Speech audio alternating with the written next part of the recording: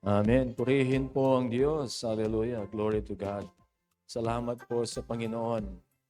At patuloy na tayo ay sinasamahan ng Diyos. Pinagpapala po. Hallelujah. Glory to His name. Salamat po sa nakaraang celebration po natin ng Resurrection Sunday. Salamat po. At tayo po ay nakibahagi. Mayroon po akong nakita. Sabi niya, last Sunday, there was an empty tomb. At ang sabi po ngayon ng isang pastor, ngayong Sunday, there are empty pews. Sabi niya, salamat po sa atin, hindi naman. Glory to God. Hallelujah. Kung meron po kayong mga Biblia, ay buksan po natin sa Nehemiah chapter 1, verses 1 up to 10. Buong chapter po. Nehemiah chapter 1, verses, the whole chapter, hanggang verse 10 or 11. Ako po ay magbabasa sa New Living Translation. Nung ikitsune po, Nehemiah chapter 1, verses 1 up to 11. Sabi po, Nehemiah chapter 1, verses 1 up to 11. These are the memoirs of Nehemiah, son of Hakaliah.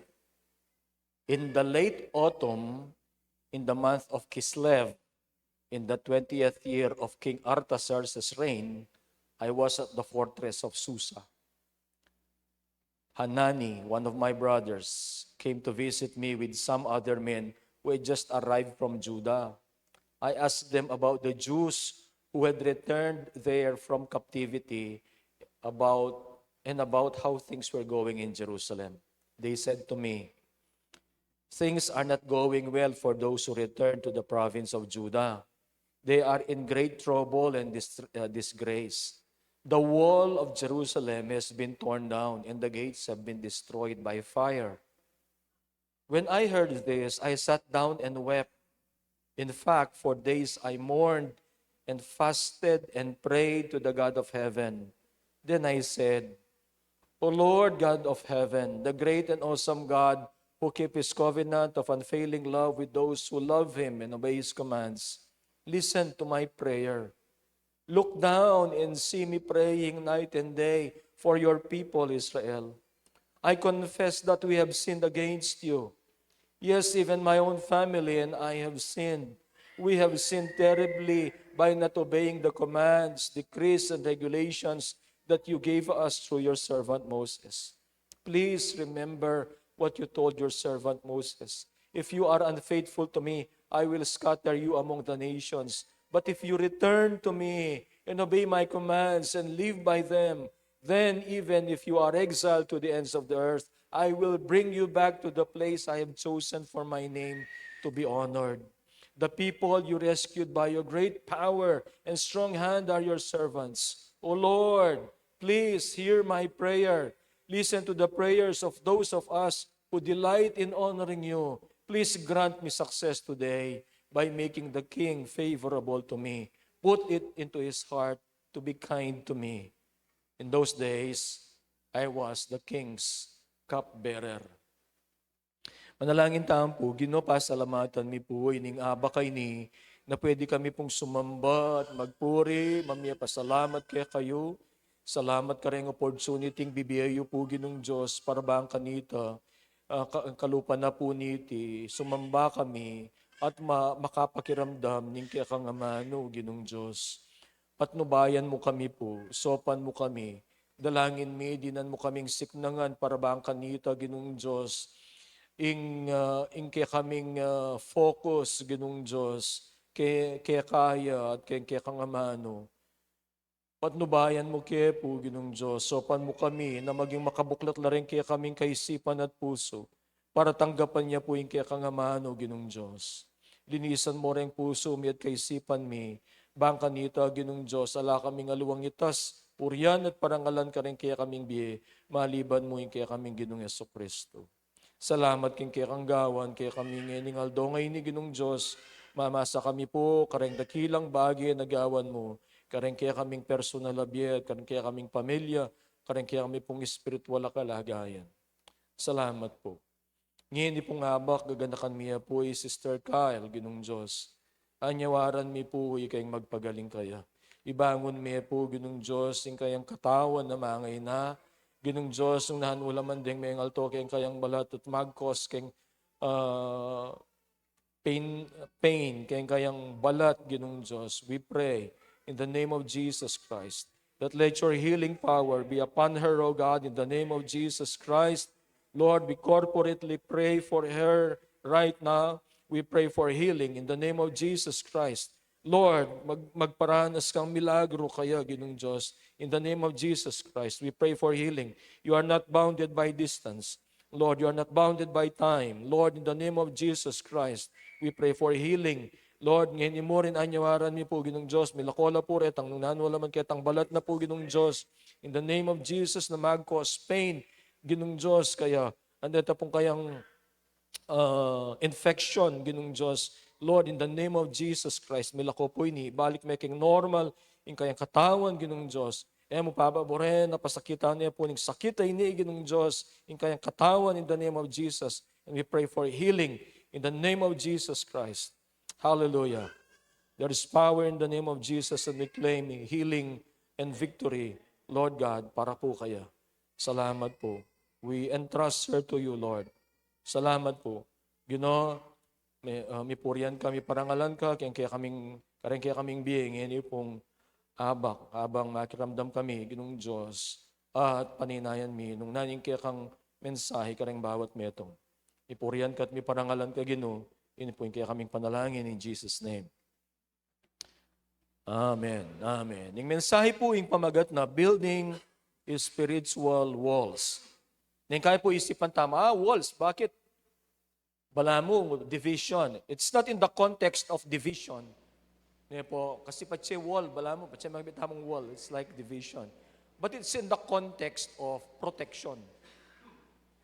Ngayon po, why do we put fences? At mamakunta mo po, in our lots, or in our homes. Bakit tamo po mga bit? Ngayon po, for protection, nali po makanyan. For privacy. What's the purpose? Privacy, protection. Ngayon po, we usually put fences to protect the property and have some privacy. The basic purpose na po of putting walls or fences, yun nga po is for protection. Then pong, nano pong house kanita, castle, then, Castillo, castles, ne po, then Castillo. Ne po, akakit ko po karang pelikula kanita, ne po, neng kaing gagawan da pa, yung pong ginagawa pa nila ay meron pa silang bridge na gano'n, tapos malaking bangin dito, tapos meron lamang silang bridge na gano'n. The protection po, yung protection po nila, yung mga bakod nila at yung mga fences, ano po, and mayroon pa nga pong mga para iyon ay talagang protektado. Ano, yung bangin, yung kanilang ginagamit, tapos nagbababa nilang sila po ng parang tulay. Ano po. Si Nehemiah po, he was called by God to build the walls of Jerusalem.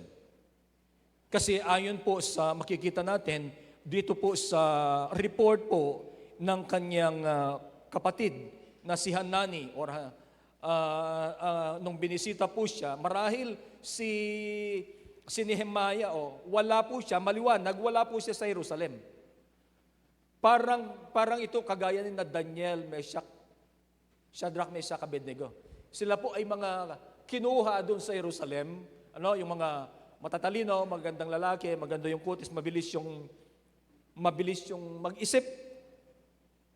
At ginagawa nila na sila ay naglilingkod doon sa mga sumakop sa kanila.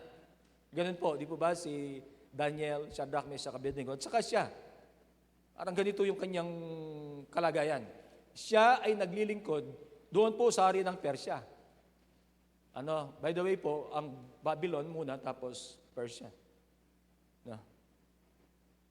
So siya ay naglilingkod sa hari, ang sabi niya doon sa later part ng chapter 1, in those days I was the king's cupbearer. matindi yung kanyang ang kanya pong position dahil sobrang pinagtitiwalaan siya ng hari. Kasi siya yung cupbearer. Ano po? Siya yung, di po ba yung mga hari noon, kung hindi sila mamatay sa labanan, if they will not die in the time of war, they will be killed in the time of peace. Dahil mayroong mga magtatangka sa kanilang mga buhay, nilalason sila. Siya yung may hawak ng cupbearer siya. Ganun na lamang ang pagtitiwala ni Artaxerxes. O i-research po nyo kung gaano kakapangyarihan si Artaxerxes. Kahit sa history, ano po. He was called by God, Nehemiah was called by God to rebuild the walls of Jerusalem para protektahan po ito from invaders, especially from its spiritual decline. Ano po, bagamat siya po ay wala sa Jerusalem, pero ang isip at puso niya ay nandun po sa Jerusalem. Kasi pagdating po ni Hanani, sabi niya, kumusta? Kumusta na rin ka rin? Kumusta yung mga naunang pumunta? Kasi po ang ginagawa nila, kapag sila ay sinakop, kinukuha po yung mga tao, inilalagay doon po sa kanilang mga, sa ibang lugar, sa kanilang lugar, tapos pinapalitan ng mga tao, ganun ang ginagawa nila. O kaya po, ang ginawa sa Israel noon, parang desolate po ang Jerusalem o ang Israel, inaalis mo nila yung tao, yung mga magagaling, matatalino, magandang itsura, ang pinag-i-stay po nila doon, yung mga, lahat ng mga ayaw nila. Ano po, at sila yung nagtitil ng land, o kaya minsan, kung kokonti talaga yung tao, nagiging desolate ang lugar. But the heart of Nehemiah was in Jerusalem. Parati naman pong ganyan Dahil nandun ang kanilang mga spiritual roots.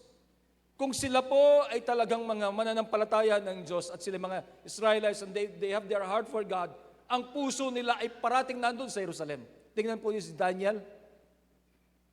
Kapag siya ay nananalangin, nandun siya sa direction na kung saan nandun po yung Jerusalem. Dahil nandun ang kanilang mga spiritual roots.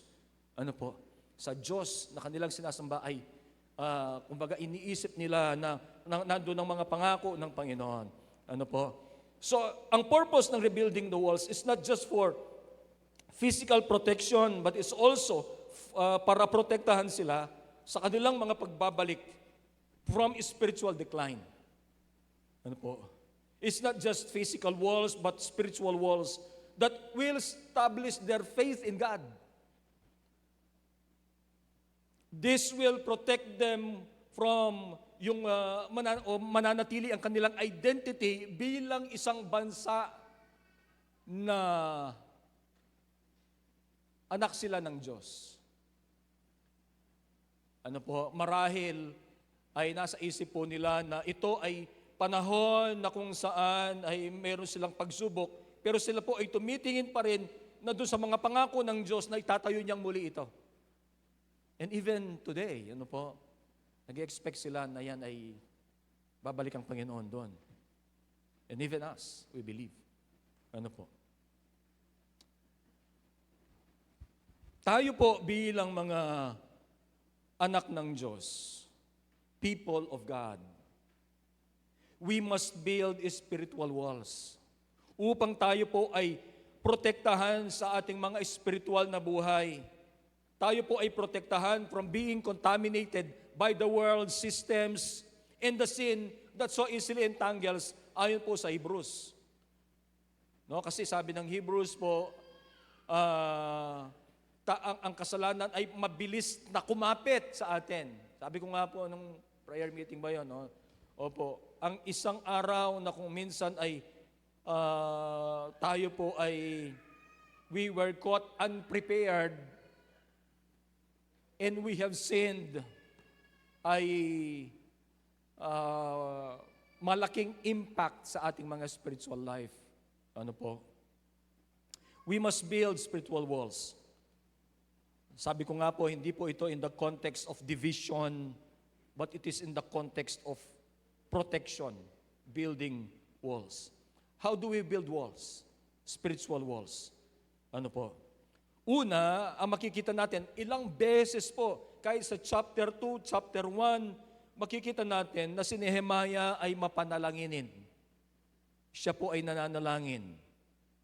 Sa verse 4, chapter 1, verse 4, sabi niya, nung narinig po niya ang balita, when I heard this, I sat down and wept. In fact, for days I mourned, fasted, and prayed to the God of heaven.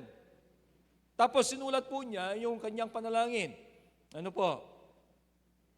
Makikita natin din sa verse 11 na, O Lord, sabi niya, please hear my prayer. Listen to the prayers of those of us who delight in honoring you. Is a prayerful man. Tandaan po natin, this is not an ordinary person. Nehemiah, hindi po siya natin kagaya ng mga ordinaryong tao. He is also a powerful man. He serves the king.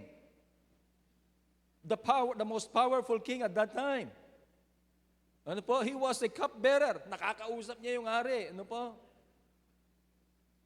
Mayroon siyang influence sa hari. Ano po? Of course, siyempre, ang hari, siya yung makapangyarihan dyan. Pero,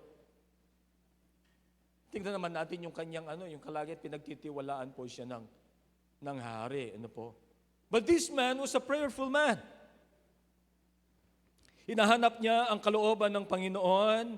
At makikita po natin that he has a great concern for Jerusalem dahil nga nandun nga po ang kanilang spiritual roots and for his fellow Israelites. Hindi po ito makasarili. Hindi niya niisip, ako makapangyarihan ako.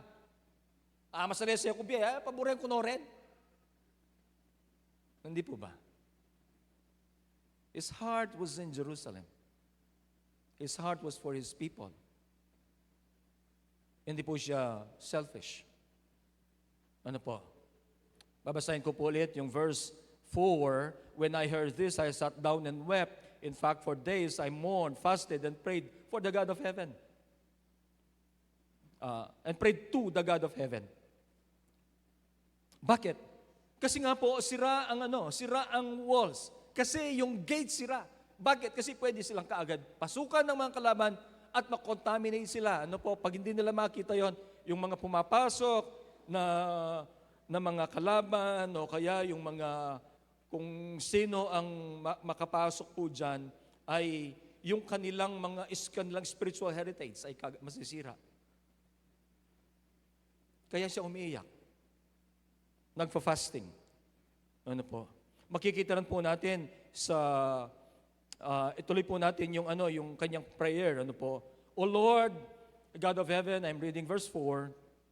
Verse 5, the great and awesome God who keeps His covenant of unfailing love with those who love Him and obey His commands, listen to my prayer. Look down and see me praying night and day for your people Israel. I confess that we have sinned against you. This is his prayer. Yes, even my own family and I have sinned.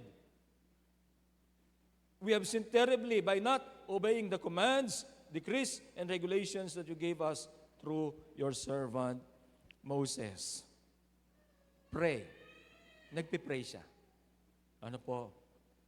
So in order for us to build spiritual walls, we need to pray. Makikita po natin sa Nehemiah chapter 2 verse 4. Ang sabi po, the king asked, kasi ito yung iniintay niya. Ano po? The king asked, how can I help you? How can I help you? At tapos, ang sabi po ng verse 4, with a prayer to the God of heaven, I replied. Ito, mabilis nga po. Ito, parati kong binabanggit ito. Nung tinanong siya ng hari, mabilis siyang nag-pray, prayer in his heart. I replied, if it is please the king, and if you are pleased with me, your servant, send me to Judah to rebuild the city where my ancestors are buried. Ang sabi niya, with a prayer to the God of heaven. He prayed. Makikita rin po natin sa chapter 4, verse 4, sabi niya, then I prayed, hear us, our God, for we are being mocked. May their scoffing fall back on their own heads, and may they themselves become captives in a foreign land. Mayroong opposition po sa rebuilding of the walls. Anong ginawa po niya? Una, he prayed. No, hindi siya mabilis na lumaban kaagad, nag-respond doon sa kung ano yung sinasabi o yung tinatawanan sila na sasabi nila, dadaan lang yung aso dyan, mawawasak ang bakod na itinatayo ninyo. Walang kwenta yan. Yung sinasabi po ng mga opposition. Si Sanballat, ano po.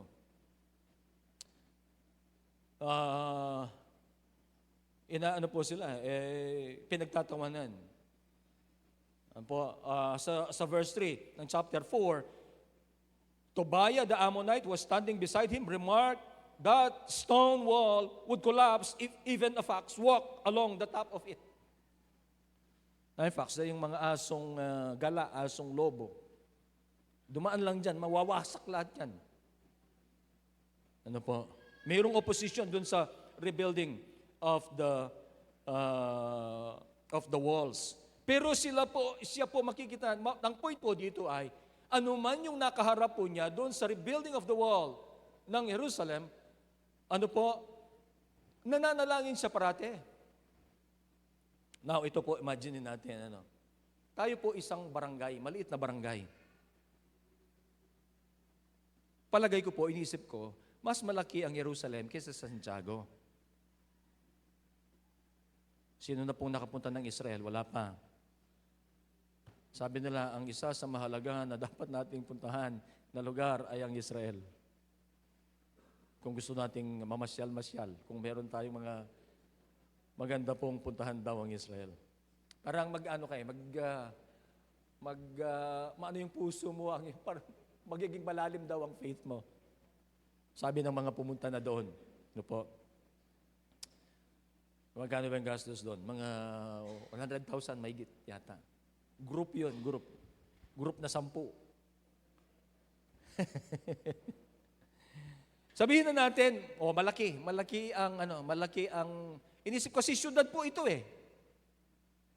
Hindi mas malaki yan sa Santiago, kaya yung Santiago, barrio eh.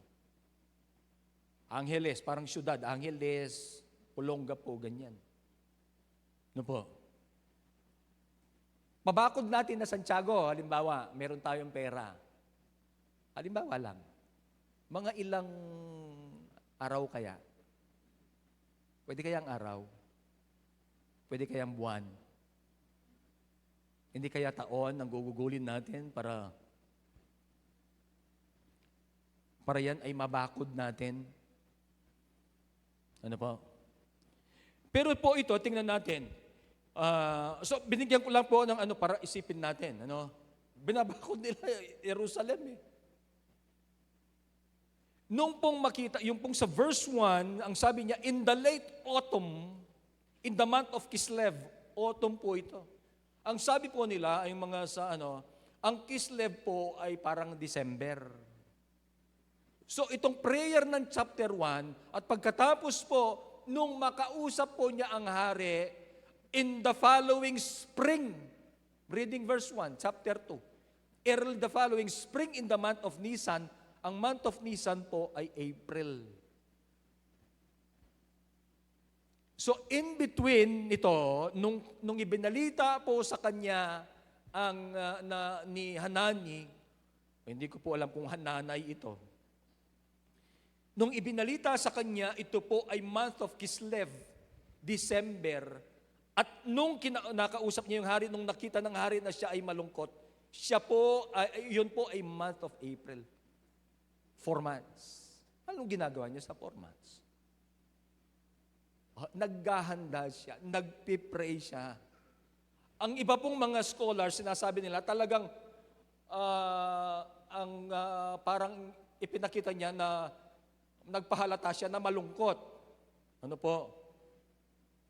Sa hari, para siya ay tanungin ng hari. Pero makikita natin doon sa Then I was terrified, doon sa verse 2 eh. Ano po? So, ang point lang po dito ay, ang gusto kong i-point dito, nung na-inform siya ng late autumn, ng December, he was able to talk to the king nung April pa. And it was his heart to talk to the king. Kasi ang makakatulong sa kanya in rebuilding the walls ay ang hari. Hindi nila pwedeng i-rebuild ito ng sarili nila kahit kaya nila. Bakit? Tandaan po natin, they are a conquered people. Ang may kapangyarihan na mag-utos ng rebuild ng temple ay ang wall ay ang hari.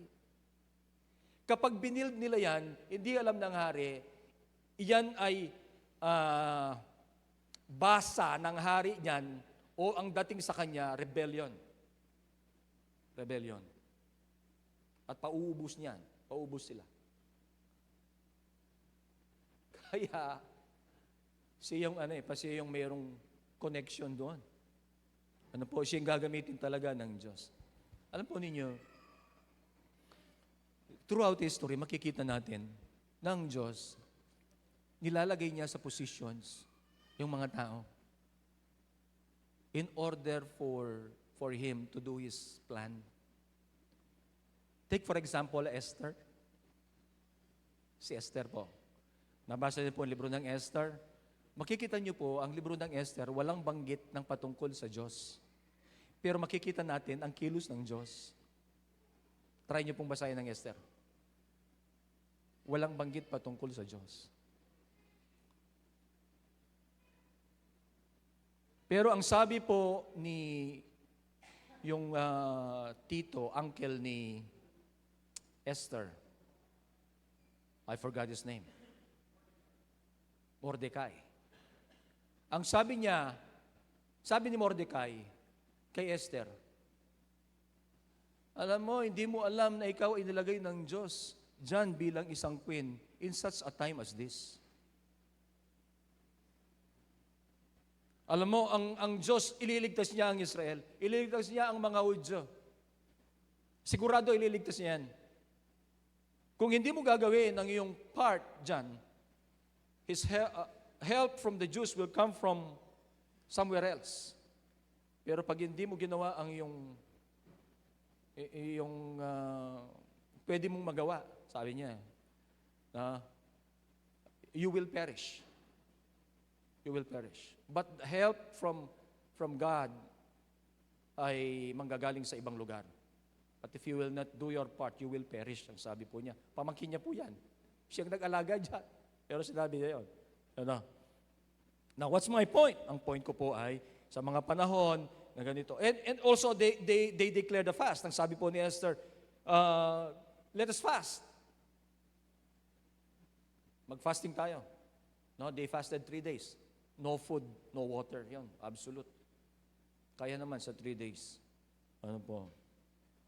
So, it was in his heart to talk to the king, and he always prayed to it.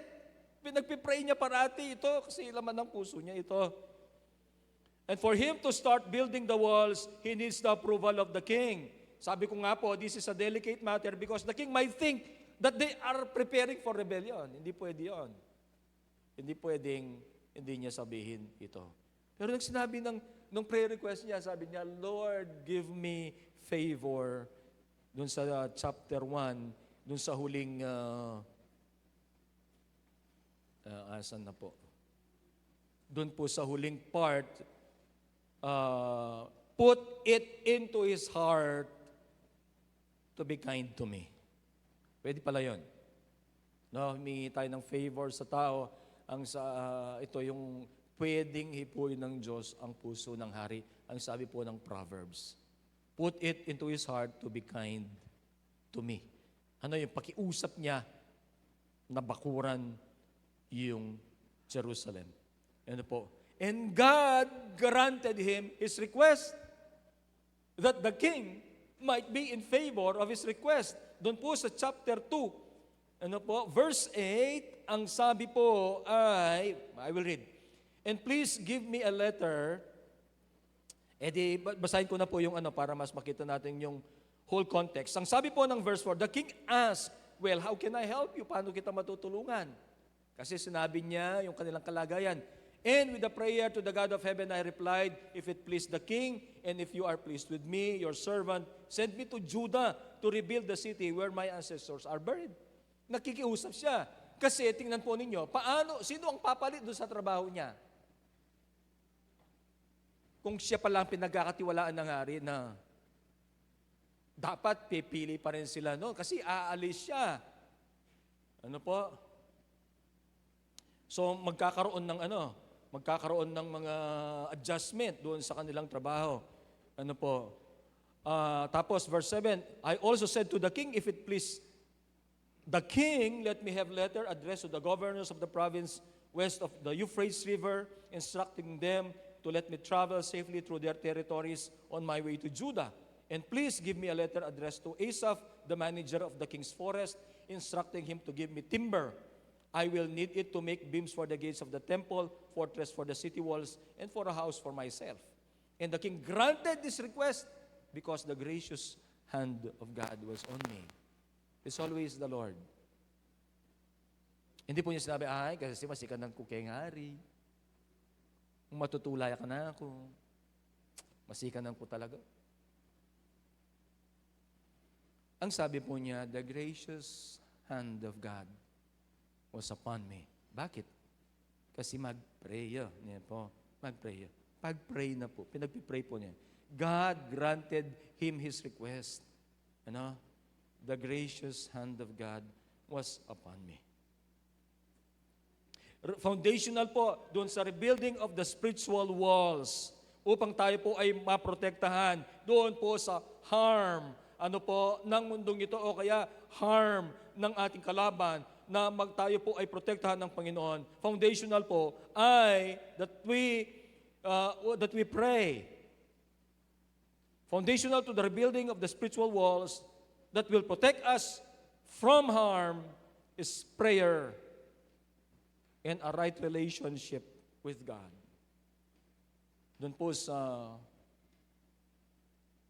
Nehemiah chapter 2 verse 20, ang sabi po, the God of heaven will help us. We servants will start rebuilding this wall, but you have no share, no legal right or historic claim in Jerusalem. Ang sabi po niya doon kay Sanballat, Tobiah at saka kay Geshem. Ano po?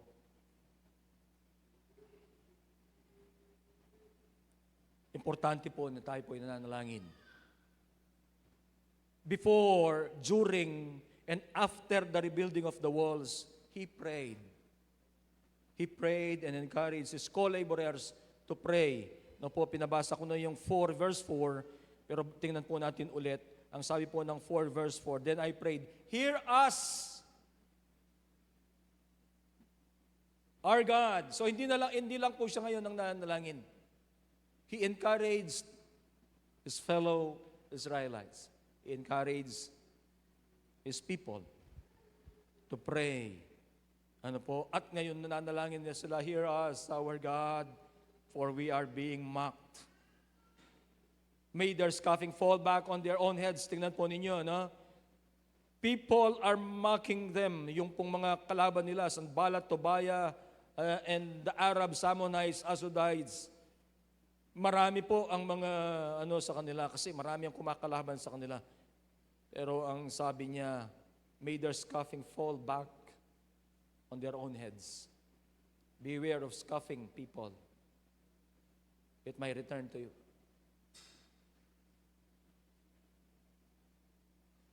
Lalong-lalo na po mga anak ng Diyos. Yan po. We should continue praying to protect us from corruption and contamination of our spiritual life. We need to pray. We need to be in tune with God always. We need to return to God always. Ano po, kahit tayo po mananampalataya na, we always check our hearts. Ano po, we need to pray. Okay, building spiritual walls, pray po tayo dapat. At pagkatapos po ay, pangalawa po, we need to repent. Magsisi sa ating mga pagkukulang sa Diyos. Ano ba hindi ba tama ang puso ni Nehemiah sa Diyos? Tama, hindi po ba? Nandun nga yung nasa po niya, nananalangin siya sa Panginoon. Alam po ninyo, napakaganda. Doon po sa chapter 1, verse 5. Ang prayer niya, O Lord, God of heaven, the great and awesome God who keeps his covenant of unfailing love with those who love him and obey his commands, listen to my prayer. Look down and see me praying night and day for your people, Israel. So he is praying night and day. I confess that we have sinned against you. Yes, even my own family, and I have sinned. He prayed. Hindi po niya sinabing kasalanan ng ibang tao. Sinabi na kasalanan ng aking pamilya, kasalanan ko, kasalanan ng aming bayan. We need to repent. Nehemiah, si Nehemiah ay lumapit sa Diyos, sinihiling na ang kanyang buhay muna ay maging tama sa Diyos. Ganon po yung una ang dapat natin ginagawa, hindi po ba? Na tayo ay lumalapit sa Diyos at tayo ay we are making our lives right before God. How can He hear our prayers when our sin separates us from Him? Ang sabi po ng Isaiah, I think it's in 59, Isaiah 59, hindi ako bingi, hindi maigsi ang aking kamay, upang hindi ko tugunin ang inyong mga pangangailangan. Pero ang inyong kasalanan ang siyang nagiging hadlang upang tugunin ko ang inyong mga panalangin. Si Nehemiah, siya ay nagsisi sa kanyang kasalanan. Pinagsisihan sinama ang kanyang pamilya at ang bansa. Ano ba ang kanilang ginawa? Ito ang sabi niya, we have sinned terribly by not obeying the commands, the decrees, and the regulations that you gave us through your servant Moses. Disobedience. Not obeying, sabi niya. Not obeying the commands, decrees. Ayun po. Hindi nila sinunod ang mga utos ng Diyos.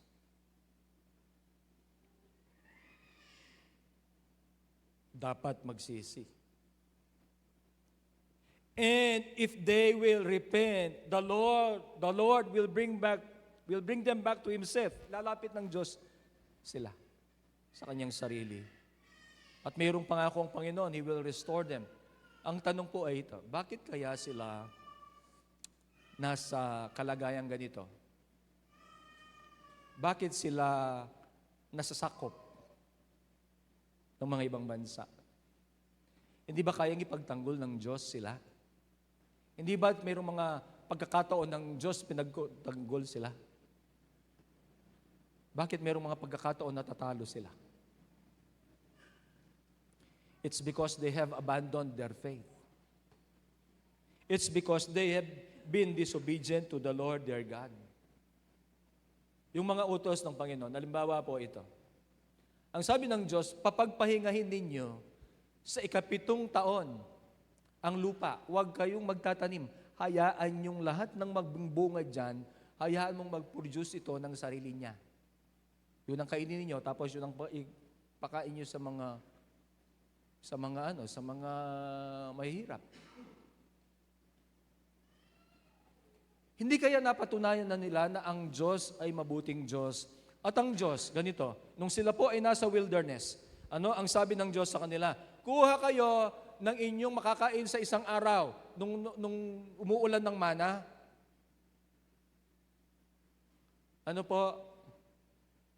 Anong ginawa po nila? Ang ginawa po nila, gusto nila mag-reserve sila, kumuha ng marami. Kumuha ng marami. O anong nangyari po? Nasira. Mabaho. Hindi fresh.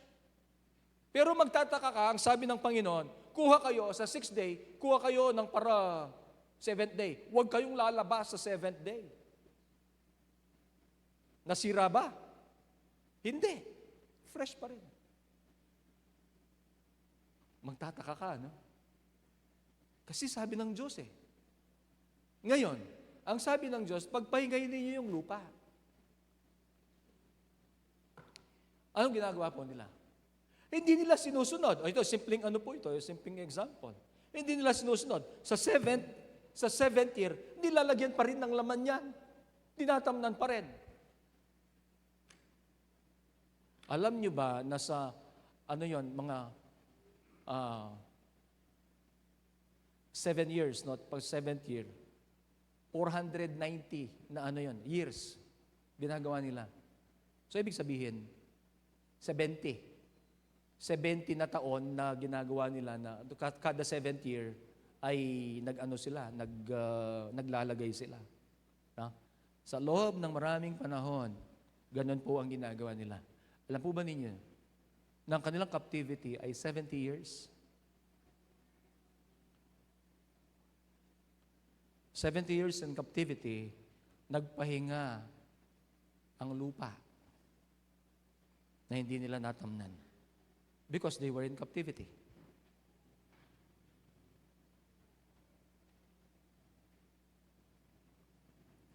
Gagawin ng Diyos yung kanyang kalooban. Ano po?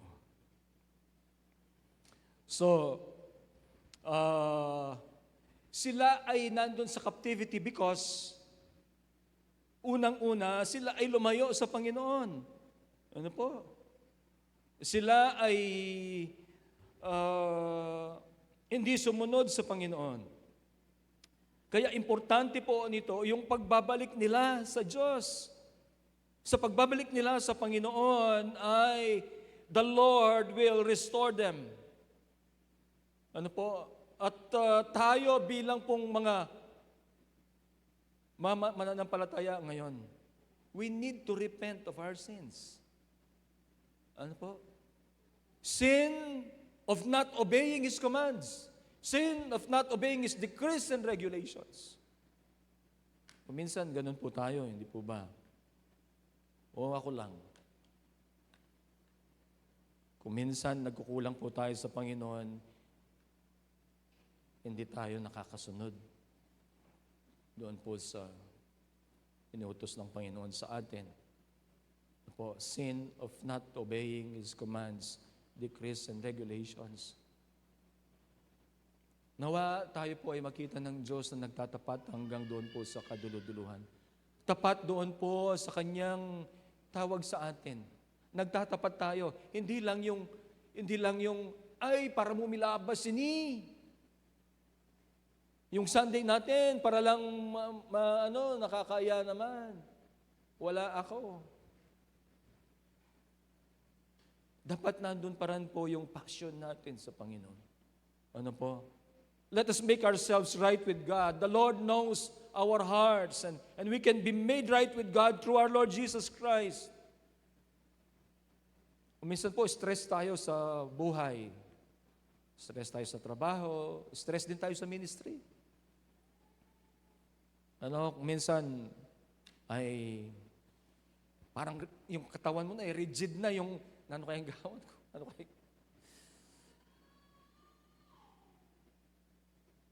Ano po ninyo ang sinasabi ng Panginoon?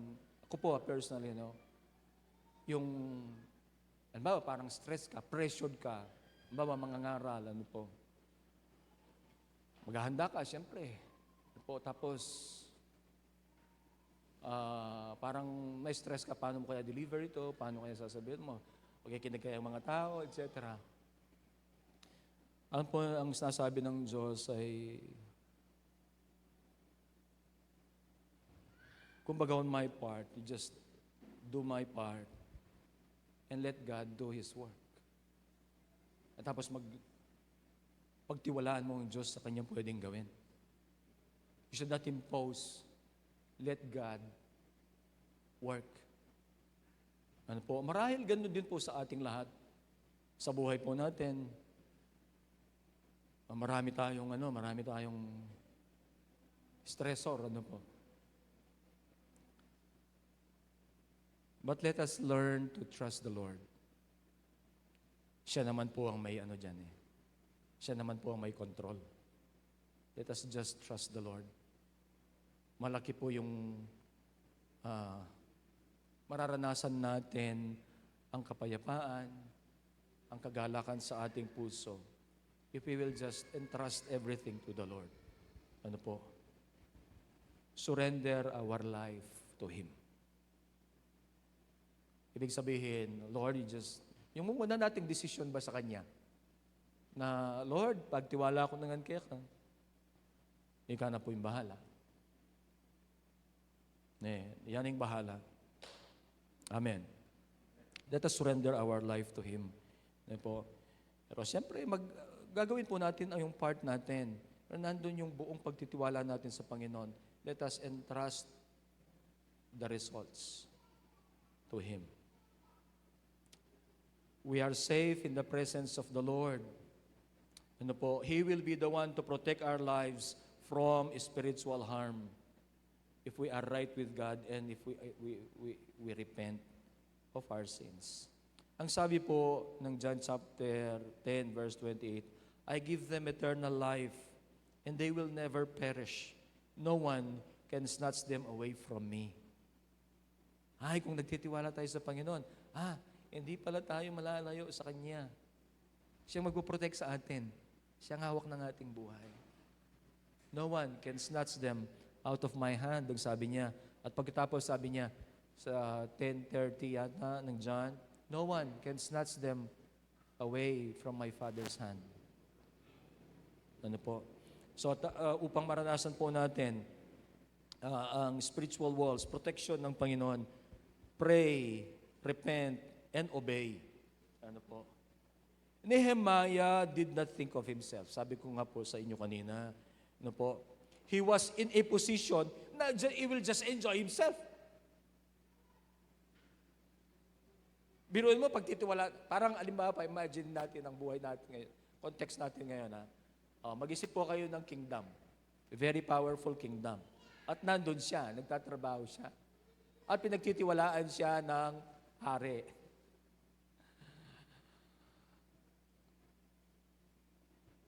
He was in a position to enrich himself, enjoy himself. He was a cupbearer to the king.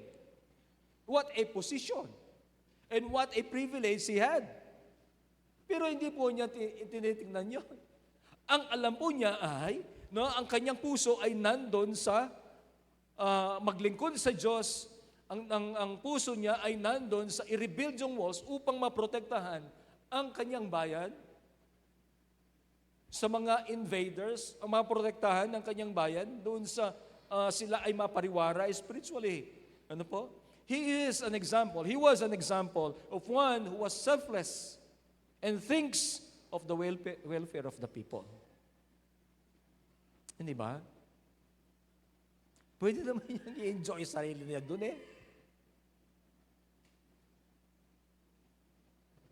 Nakakamangha po ang mga ito, sina Daniel, Shadrach, Meshach, Abednego. And these are young people. That were selfless and thought the welfare of the people. He was willing to sacrifice his position. He was willing to sacrifice his comfort. At mayroon pa siyang mga naging kalaban doon. You read Nehemiah. Daming kalaban, daming problema ang kinaharap po niya. Kung nandun na lang siya sa palasyo, walang problema. But, hindi po siya ganon. Gusto niyang sumunod sa tawag ng Diyos. Ito ay tawag mula sa Diyos at inilagay po niya ang kanyang puso doon sa kung ano ang tawag ng Diyos sa kanya. Hallelujah. And God put him in a position so as to lead the rebuilding of the wall. Kasi siya yung nandun eh. Hindi niya sinabi, Lord, anyaman ko nabiyagay. Hindi mo tawasan mo ko po.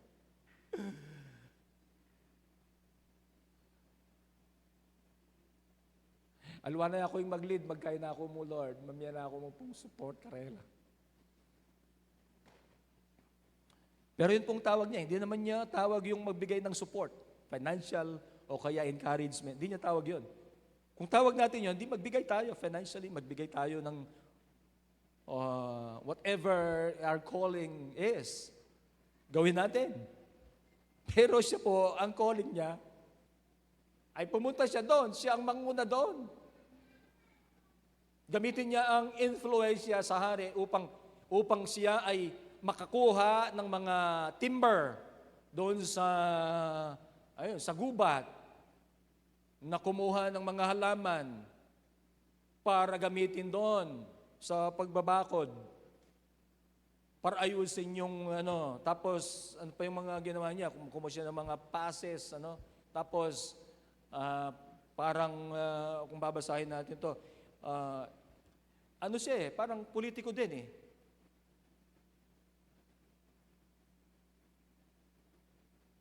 Pero siya po ay ipinagamit ang kanyang buhay para dun sa calling ng Panginoon. Ano po? Ano po ito, makikita natin yung mga parang mga ginagawa din sa halimbawa, ayan, kumuha ng passes para makadaan dun sa mga provinces, di ba? Tapos kumuha ng permit para kumuha ng mga logs. Hindi basta-basta. Now, the point here is, God has put him in a position so as to lead the rebuilding of the wall. He was obedient even when there were powerful oppositions. Pwede naman niya gawin niya, hey, karal pala kalaban. Palakin, pagbalik na ako muking alasyo. Hindi po. He stood his ground. Ano po? Matindi nga siya eh. Matapang siya eh. Nung pinag-pray niya, ang mga matinding, hinahamak-hamak sila, no? Matapang siya. I replied, sabi po sa verse 20, the God of heaven will help us succeed. We, His servants, will start rebuilding this wall. But you have no share, no legal right, or historic claim in Jerusalem.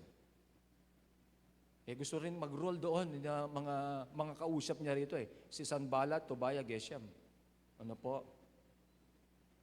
Nung nag-start na sila ng rebuilding. Ano po?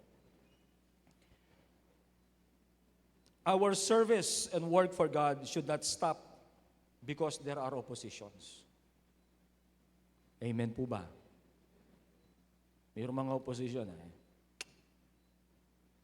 Nakapay nawa, Brad. Aburi mo naman pagal kay church yo. Awas mo kaya nga pong gin eh. It's between you and God.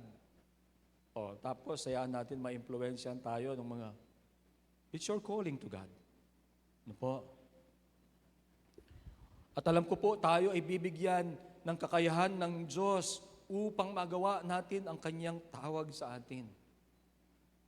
Kung minsan po, kung babalikan mo ang buhay natin, mamamangha ka, bakit mo kinaya yung mga panahon na napakahirap? At matutuwa ka dahil nagtapat ka sa Panginoon kahit na napakahirap o halimbawa, dapat hindi ka na pumunta para maging parang dangerous naman ang pupunta dito. Kamo. Pero pumunta ka. Tapos, babalikan mo ngayon, nung hinayaan na ikaw ay magtagumpay, hinayaan ng Diyos na ikaw ay magtagumpay, pinodektahan ka ng Panginoon, binayaan ka ng Panginoon, tapos babalikan mo. Nakita mo ang kabutihan ng Diyos.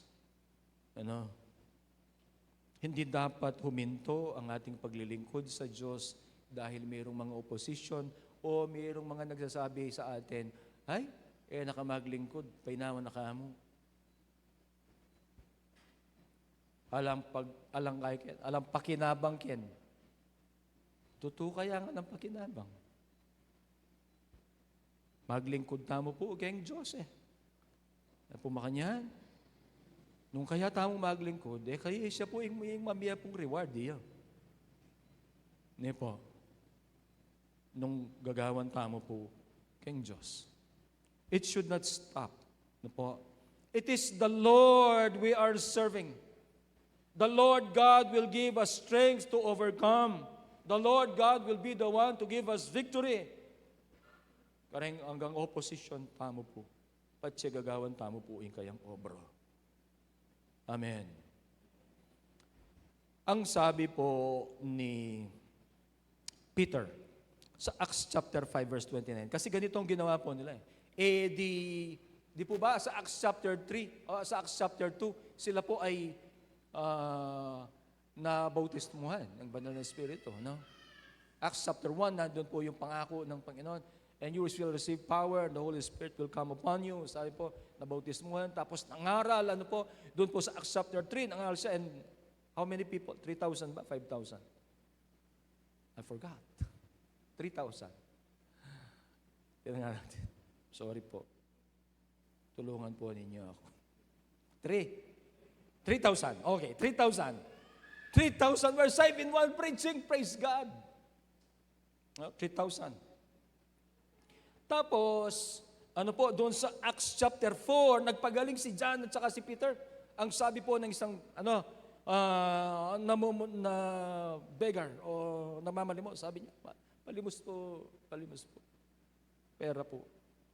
Sabi ng Peter, silver and gold have I none, but what I have I give you. Alahin mong pong pera. Eyo po kalupad, kalkoper. Peter, alahin pera. Pwede sinabi natin kung pera, pero yung biya ko kaya ka. Pero sabi na po, silver and gold have I none, but what I have I give you. In the name of Jesus Christ. Rise up and walk. Tinalakad dyan yung tao. Praise God. Kay ba't payaos dala rin? Payaos dala po. Yan po. Kaya Acts chapter 4, ito pala, yung naging total na mga believers, makikita natin sa Acts chapter 4, verse 4, naging ng 5,000. Biruin mo, ilang araw lang? 5,000. Ano po? Tapos, ang pinatawag sila, at ang sinabi sa kanila, kinulong, tapos, ang sabi sa kanila, pinatawag ulit, sabi nila, huwag na kayong mangaral sa pangalan yan. Nako, mangaral. Yes, sabyaning lagyong yan. Acts 5:29. Yan po, Acts, before those verses. Ang sabi po nila ay, we need to obey God rather than men. Yan po, sabi na pong Peter ito. Sabi na po kasi ng verse 28, Acts chapter 5, yan po, we gave you strict orders never again to teach in this man's name, he said. Instead, you have filled all Jerusalem with your teaching about him, and you want to make us responsible for his death. But Peter replied, and the apostles replied, we must obey God rather than any human authority. Obey. Obey. Ne po, mahalaga po ang obedience kay Diyos. Ang diyang nano pa po, kahit nano pa po ang sabihin sa atin, discouragement, o ano pang sasabihin sa atin, na hindi tayo susunod, sumunod po tayo sa Diyos. Amen. Kung mahal natin ang Diyos, ay tayo po ay susunod sa Diyos. Amen. Alam po ninyo, target tayo ng kalaban. Target tayo. Ano po? But we need to build spiritual walls para tayo po ay protektahan ng Diyos from harm and to preserve our identity as the people of God. We need to pray. Amen. We need to repent. Ayusin natin ang puso natin sa Panginoon. Ano po? And we need to obey. Amen. Sumunod tayo. Amen. Let's all stand. Hallelujah, Lord.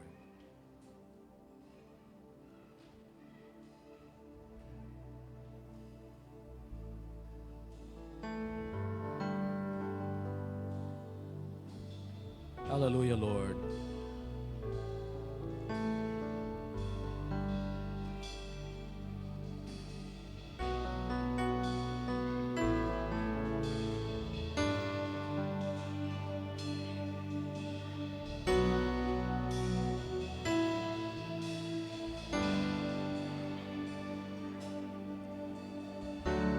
You are the source of life. I can't be left behind. No one else will do.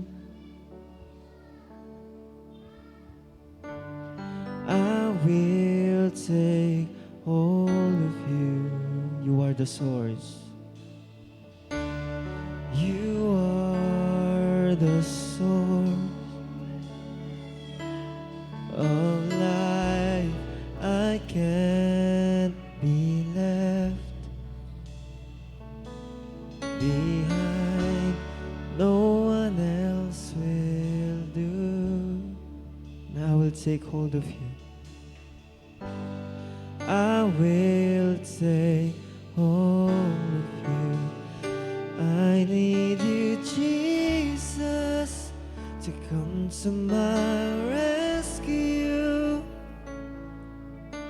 Where else can I go?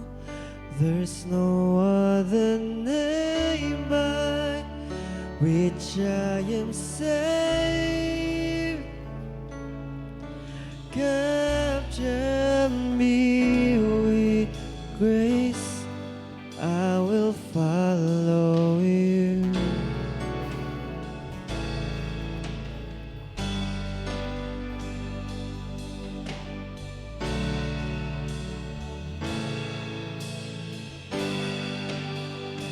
You are the source.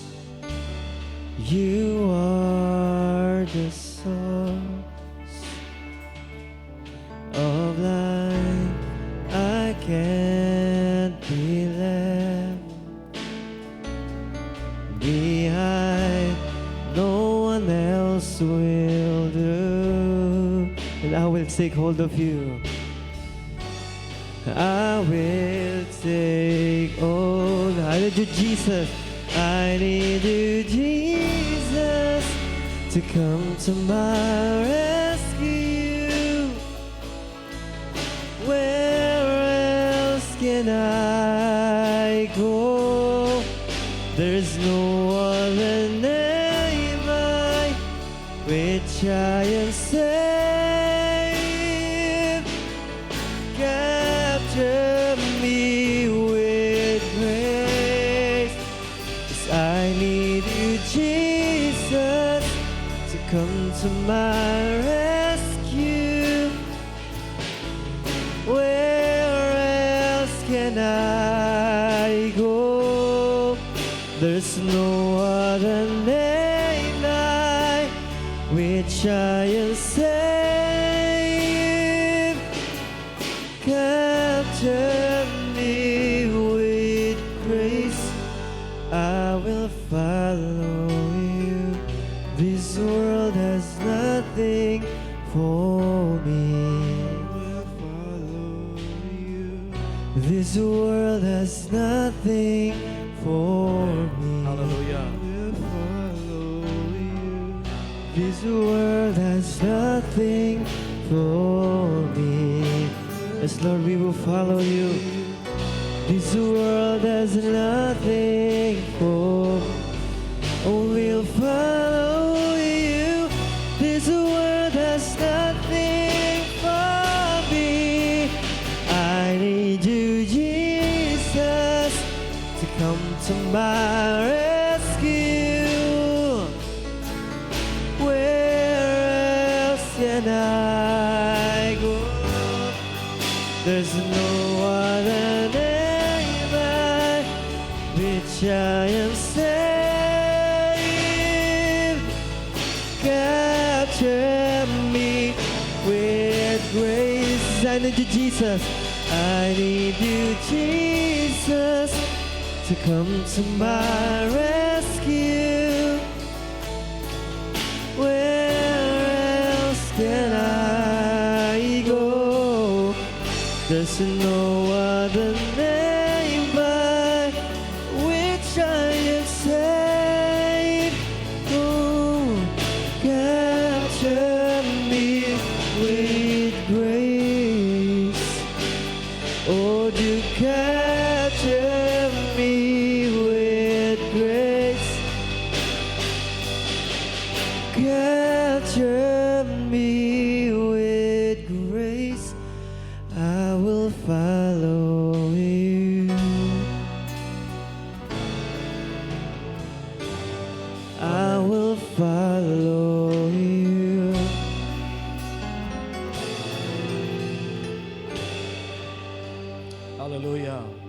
Amen.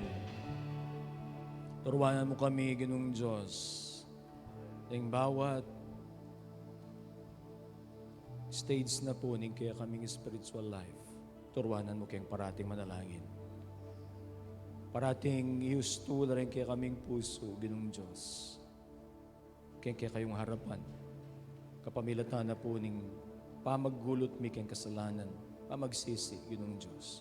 Turuanan mo kami na parati kami, Ginoong Diyos, tuki, kitang kaya kang kaburian, karing kaya kaming bihe. Emi po agyuin ni Ginoong Diyos, pero mamasa kami king kaya kang lugod at king kaya kang biyaya kaya kami. Salamat. Protektahan mo kami, Ginoong Diyos, king nanumang pakananan ng kalaban, karing kaya kami pong bihe. Yung papaborin, Ginoong Diyos, that somewhere in our Christian lives, Lord God, pagupo na kami, sambot na kami. Protektahan mo kami po, Ginoong Diyos. And we entrust to you our lives, Lord God. This morning, salamat po. Mipurian ka, miparangalan ka. Madakila ka, Ginoo. Lord, ining kaya kaming panalangin. In Jesus' name, Amen.